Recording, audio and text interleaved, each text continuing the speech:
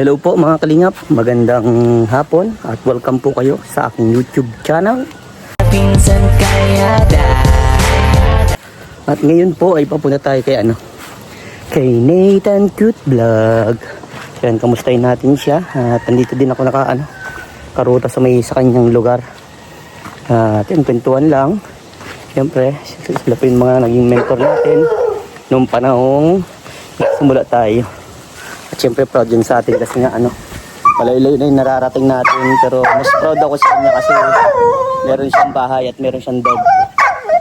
Kaya ayan. Ayun oh. Hi, come here. Oh, English spoken dollar na pati. Come here inside. Yeah. You know what? Tara, come here. Get inside. Noong pa nagkakaroon na pala ng magandang bahay, naging English spoken dollar na. Yeah. Wow, ayos na. Yes. Anong na lang dito kulang? Unti na lang. Pasok na siya, pasok. Baka lumabas. Anong kulang na lang dito? Kisame. Kisame. Ay, grabe oh. Nangaambaw. Laki. Lucky no. May cat pa, may dog pa. I'm going inside. Grabe. Grabe, may malaki pang TV. Alam ko lang dito kisame na lang Yeah, kisame. Ano pa? Kisame. Ito mga upo. Ano lang kung malang upo. Tignan naman ito. Yung sofa bed naman, ganun. Oo, tignan mo naman ito. Mga ano lang yan. Mga pang veterans. Yan. Kumusta ang buhay? Ayun, nagiging pogi ulit. Nangiretim ka na pag Siyempre, gaya ko Manila, nakamotor lang. ay, motor lang ikaw. Motor lang. Wala mang baga kung sikot pa. Hindi, akala ko nag-commute lang kayo. Ay, di. Motor lang para mabilis, para ayos traffic. Wala naman baga kung. Ako dito lang. Dito lang naman ang buhay ko lagi. Buti nga ikaw, Tahimik ang buhay. Talagang solo ka na, Yeah. Solo ka na. Kasi Parang gusto ko na din mag-solo eh. Maganda yung ganun. Kasi tahimik ang buhay. Kasi pag Walang marites, walang stress. pag may gigipag-collab ka sa iba, ang daming... Kung ikaw kangkong from Hong Kong, kasi maganda, solo ka na lang para walang masabi ang iba. Sarili mong diskarte, sarili mong galawan, sarili mong oras, wala kang pakikisamahan. That's the most important. Yeah, yun na lang. Enjoy your life. Maggawa na lang talaga ng sarili mong content Yun ang ginagawa ko, di ba? Pag may pagkakataon naman, napasya naman ako sa Lighthouse. Kaya lang, tulad nga to na mayroon tayong estudyante. Alam mo naman, yung labasan, medyo may kalayuan. So, walang biyahe dyan. Kaya Kung mag-arkila naman si Diyos, 50-50. sayang. 50 papasok, 50 palabas. 100. Ba't hindi ko na lang ihatid-hatid siya? Yeah. Kasi delikado naman, hindi ko siya pagkatiwalaan dyan na maglakad-lakad. Medyo Lalo delicate pa siya. pagkahapon na, pag-uwi na. Kasi tricycle, hindi ko siya pinagkakatiwala, lalo pa kung mag-isa lang siya na di ba dun sa may tulay, baga dito sa pangalawang tulay, wala na bang kabahay-bahay dun? Kaya nga, Dali lang siya dun sa ilalim ng tulay, wala na. finish na Safety first. Safety first. Yun, ganun ang buhay-buhay. Kaya yung ano lang i-content ko dito, pag mayroon, sinasabi ko lagi, pag medyo nakaluwag-luwag, isa na tayo ng charity. Charity ulit. Kasi hindi man natin pwede i-post talaga yun kung wala man tayong budget. Oo nga, may stress tayo. Nagbabasa nga ako ng ibang comment sa mga sa akin, sabi sa akin ay hindi na daw ako nag-i-scout. Sabi ko, panoorin niyo muna yung mga na-scout ko. Baka kung doon sa pagalingan na mag-scout, wala silang masabi sa akin. Kurikong kang... At saka yung gusto kong iparating sa kanila na may 14 na akong pabahay. Kurikong? Ginagawa ba ng iba yan? Kurikong. Di ba? No? Diba? Ang pinakano lang naman kasi dyan, ayun naman talaga mga viewers natin, wala naman, hindi mo ma-please lahat yan. Hindi mo ma-please na gustuhin lahat. Kaya lang, siyempre, pinaka-importante dyan, huwag mong pansinin, huwag mo silang magpa-apekto. Huwag mo magpa-apekto kasi the end of the day, wala man silang pakialam sa buhay mo eh. Kaya nga. Hindi naman sila magbayad ng bills mo. Hindi naman sila magano ng pagkain mo, bigas mo. Ako, pinakaano ko lang sa buhay ko, pakialam ko sa inyo, wala naman sa inyong kusina ko. And thank you. Ayun ang nakakapag lang kasi parang uhusgan ka na hindi ka na nag-i-scout. Siyempre, nung tumutulong ka, hindi nila pinanood. Normal yun ang mga manghuhusga kasi nandito tayo sa bansang pinamumugaran ng mga mapanghusgang nila lang na akala mo nga perfectong nila lang na walang kapintasan sa sarili nila. Yeah. Ang alam ko lang sa sarili ko maganda po. Yun the most important. Kaya kung ano man yung mga binabato sa'yo, mga binabas sa'yo, mga binabumabanat sa'yo, ba't ka papapikto sa kanila, hindi ka naman sa kanila ngutang ng bigas. Yeah. Yun. Tuloy ka lang sa kung ginagawa mo. Kasi pag magpapikto ka dyan sa mga bagay-bagay na alam mo naman na mga hindi makakatulong sa'yo, lugi. Pagdating ng panahon, ikaw lang ang lugi. Kaya habang parang isang lawing daw yan, parang may uwak daw sa kalawing. So yung lawing, pinatungan ng, habang lumilipad itong lawing, pinatungan ng uwak sa gitna. Tinuka siya ng tinuka, hindi siya makaganti. Kasi lumilipad siya. Pagka tinklop niya ang pakpak niya, bubulusok sila pababa. So ang ginawa niya, lumipad siya na lumipad na pataas na pataas. Ang uwak kasi may hangganan lang yan eh. Hindi na sila kaya hanggang doon sa pinaka. Lawin hanggang pinakatok-tok yan. Kaya yan eh. So ginawa, lumipad na pinakamataas. Hanggang sa ang uwak na wala na, kinapos na ng hilingan. Hindi naman niya kaya, ganun kataas. Bumagsak ngayon ang uwak. Siya andun, binuka niya yung pakpak niya. Ganun din tayo. Dapat ganun pala. Habang lumilipad tayo, marami mga tao dyan ang hihilahin ka papaba. Yan eh, karamihan talaga mindset niya ng Pilipino, crab mentality ka nga. Hihilahin ka at hihilahin ka. Lalo pa pag may nakikitaan ka ng mga may something na medyo nagbabago-bago na sa'yo, umangat-angat ka, andun na yun. Sabi nga nila, minsan sa puno, hindi naman binabato kung hindi ikit sa bunga. Diba? And thank you. Kaya nga ako nung, di ba kayo yung mga naging mentor ko nung panahon. Nagsisimula ako, syempre kayo yung mga mentor ko na talang, alam ko proud ka sa akin kasi marami akong nagawa sa mga tinulungan ko, di ba? Kasi dati, pamotor-motor. XRM ba ito?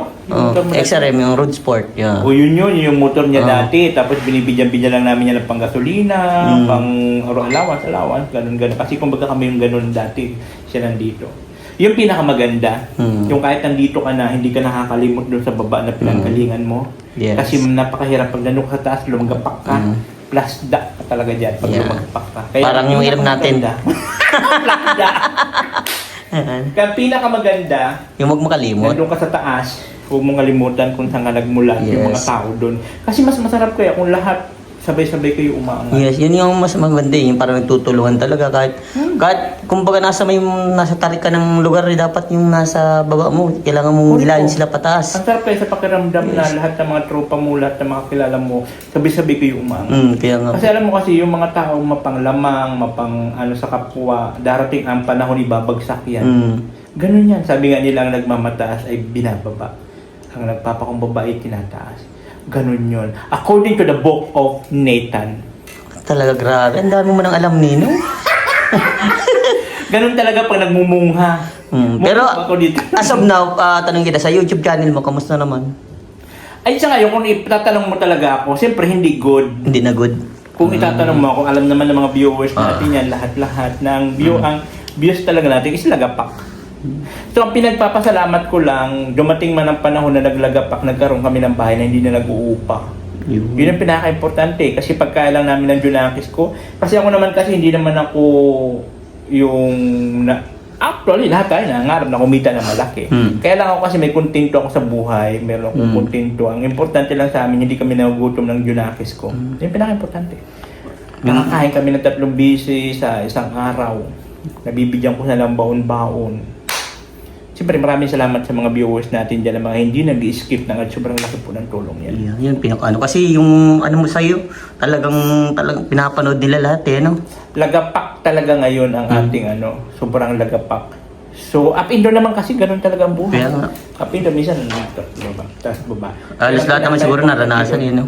Ang pinaka-importante doon, ano man marating mo, magtaas baba ka, ano ka pa rin, kung ikaw neutral lang. Nagsimula yung ka pa rin. Neutral kasi lang. maraming mga medyo umaangat-angat na sa buhay na akala mo, Diyos ko, ay dami yan. Nabili na nila ang daigdig. Marami yan, no?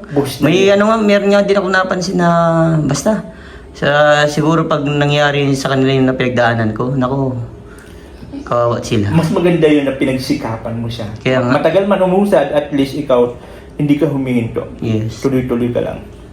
Para may kwento. Kwentuhan ko kayo. Yeah. Mayroong bata. Yung bata, mayroon siyang timba sa ulo. Naglalakad siya ng dahan-dahan. Tapos yung mga kasabay niya na bata, may mga timba rin na may laman na tubig. Takbo lang siya doon ng takbo. Kinakansawan sa bakit daw bagal-bagal yung lumakad. Di ba? Napakakupad. Kahit mga tao na dinadaanan niya. Sabi mo, oy, gayaan mo yung mga ibang bata ko, bilis-bilis tumakbo. Kasi may mga timba sa ulo siya. Dahan-dahan lang siya. So wala lang, nakangiti lang siya, dahan-dahan ang lakad niya. Dahan-dahan. Hanggang sa maraming mga tao nagsabi, ano ba yung bata na yan?